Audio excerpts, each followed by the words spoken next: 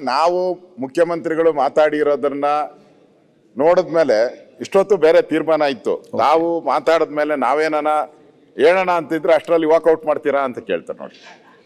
ನಮ್ಮ ಅಧ್ಯಕ್ಷರು ನಮ್ಮ ಪರವಾಗಿ ನಿಂತ್ಕೊಂಡು ಅವ್ರ ಅಧ್ಯಕ್ಷರು ಈಗ ನಾವು ಆಯ್ತು ಮಾತು ಮುಗಿಸಿಲ್ಲ ಅವರು ನೋಡೋ ಗೊತ್ತಾಗ್ತದೆ. ಆಯ್ತು ಅಭಿನಂದನೆ ಸಲ್ಲಿಸ್ತಾರೆ ಅವ್ರೀಗ ಕೂತ್ಕೊಳ್ಳಿ. ನೀವು ಬರೆದ ಪತ್ರಕ್ಕೂ ಕಿಮ್ಮತ್ತಿಲ್ಲ ಸರ್ಕಾರದಲ್ಲಿ. ಆಯ್ತು ಇಟ್ಟು ತಪ್ಪಾಗ್ಯಾವು ಮರು ಪರೀಕ್ಷೆ ಮಾಡಂದ್ರೆ ಸಮಯ ನೋಡಿ. ನಿನ್ನೆಯಿಂದಲೇ 8 ಗಂಟೆ ಸಮಯ ನಮಗೆ ಕಡಿತ ಆಗಿದೆ ಈ ಧರಣಿಯಿಂದ.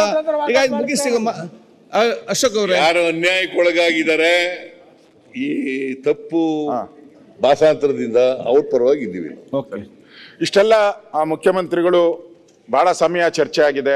ಉತ್ತರನೂ ಕೂಡ ಬಹಳ ಸಮಯ ಕೊಟ್ಟಿದ್ದಾರೆ. ಶರಣ್ ಮುಖ್ಯಮಂತ್ರಿಗಳು ಕನ್ನಡ ಕಾವಲು ಸಮಿತಿ ಅಧ್ಯಕ್ಷರಾಗಿ ಆ ಭಾವನೆಯಿಂದ ಮಾತಾಡಿದ್ದಾರೆ ಅಂತ ನನ್ಗನ್ಸುತ್ತೆ.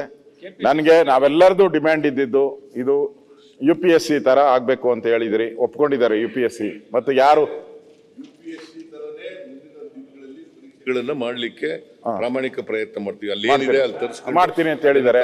ಮತ್ತೆ ಅಧಿಕಾರಿಗಳ ಮೇಲೆ ಕ್ರಮ ತೆಗೆದುಕೊಳ್ತೀನಿ ಅಂತ ಹೇಳಿದ್ದಾರೆ. ಮತ್ತೆ ನಾನು ಮರುಪರೀಕ್ಷೆ ಮಾಡೋ ಅಂಥದಕ್ಕೆ ಯಾವುದೇ ರೀತಿ ಅಡ್ಡ ಬರಲ್ಲ. ಕೋರ್ಟಲ್ಲಿ KITಯಲ್ಲಿ ಇರೋದ್ರಿಂದ ನಾನು ಯೋಚನೆ ಮಾಡ್ತಾ ಇದ್ದೀನಿ ಅನ್ನೋದು ಮಾತನ್ನು ಹೇಳಿದ್ದಾರೆ. ಅಂದರೆ ನಮ್ಮ ಉದ್ದೇಶ ಇದ್ದಿದ್ದು ಈ KPSCಗೆ ಕರ್ಮಕಾಂಡಕ್ಕೆ ಒಂದು ಅಂತ್ಯ ಆಡಬೇಕು, ಇದು ರೋಗಗ್ರಸ್ತ ಸಂಸ್ಥೆ ಅಂತ ಹೇಳಿದ್ರಿ, ಅದನ್ನು ಒಪ್ಕೊಂಡಿದ್ದಾರೆ ಅವರು. ಇದು ರೋಗ ಆಗಿದೆ, ಇದು ರೋಗಕ್ಕೆ ಮದ್ದು ಕೊಡೋಣ ಅಂತಾನು ಒಪ್ಕೊಂಡಿದ್ದಾರೆ. ಆ ದೃಷ್ಟಿಯಿಂದ ನಾವು ಅವರು ಮುಕ್ತವಾಗಿ ಈ KPSCಗೆ ಒಂದು ಸರಿ ಮಾಡಬೇಕು ಅನ್ನೋ ದೃಷ್ಟಿಯಿಂದ ಮತ್ತೆ ಎಕ್ಸಾಮ್ ಮಾಡೋದ್ರಲ್ಲೂ ನಾನು ತಯಾರಿದ್ದೀನಿ ಅನ್ನೋ ಮಾತನ್ನ ಹೇಳಿರೋದ್ರಿಂದ ನಾವು ಧರಣಿ ಮಾಡಬೇಕಾಯ್ತು, ವಾಕೌಟ್ ಮಾಡಬೇಕಾಯ್ತು. ನೀವು ಸಲಹೆ ಕೊಟ್ರಿ ಮಾಡುವಂತ, ಆದರೂ ನಾವು ಮಾಡಲ್ಲ. ನಂಬಿಕೆ ಇಟ್ಕೊಂಡಿದ್ದೀರಿ, ಅವರ ಭಾವನೆಗೆ ನಾವು ಸ್ಪಂದನೆ. ನ್ಯೂಸ್ ಫಸ್ಟ್ ನಿರ್ಭೀತಿಯಿಂದ ನಿಮ್ಮ ಪರವಾಗಿ.